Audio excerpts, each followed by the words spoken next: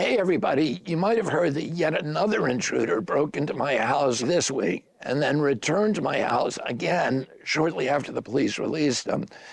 Last month, an armed gunman using falsified U.S. Marshal badges and phony federal ID and carrying an arsenal in his backpack tried to approach me at a speech in Los Angeles, a short distance from where my dad was assassinated.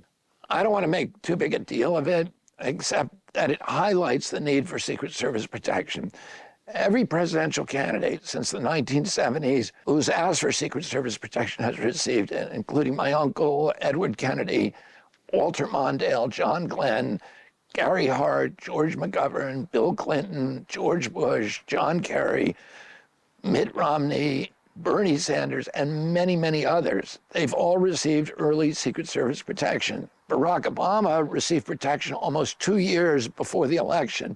However, President Biden has made the historic decision to deny me a Secret Service detail. I'm the only one in history whose request has ever been denied. I don't spend time worrying about my personal safety, but I do worry about the safety of my family and their sense of well-being, and about the safety of bystanders if there happens to be a more serious incident.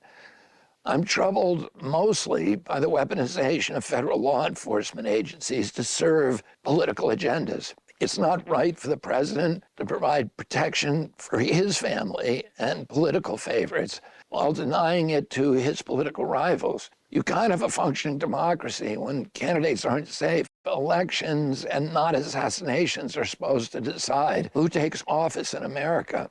In its threat assessment, the Secret Service concluded that I am at an elevated risk.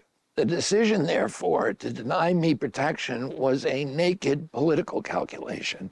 During his first week as Attorney General, my father assembled all the Department of Justice senior prosecutors to tell them that he would not tolerate any politicization of law enforcement. President Biden displays a bust of my father in the Oval Office, but he seems to have forgotten this critical tenet of American democracy. I'm reaching out to you today to help send a message to the Biden White House. The time has come for public pressure to make the White House do the right thing. That's why I'm asking you to sign a petition to President Biden calling on him to grant me Secret Service protection. Even if you don't support my candidacy, I ask you to sign this petition to protect me, to protect the public, and most of all, to protect our democracy. Thanks for taking time to do that.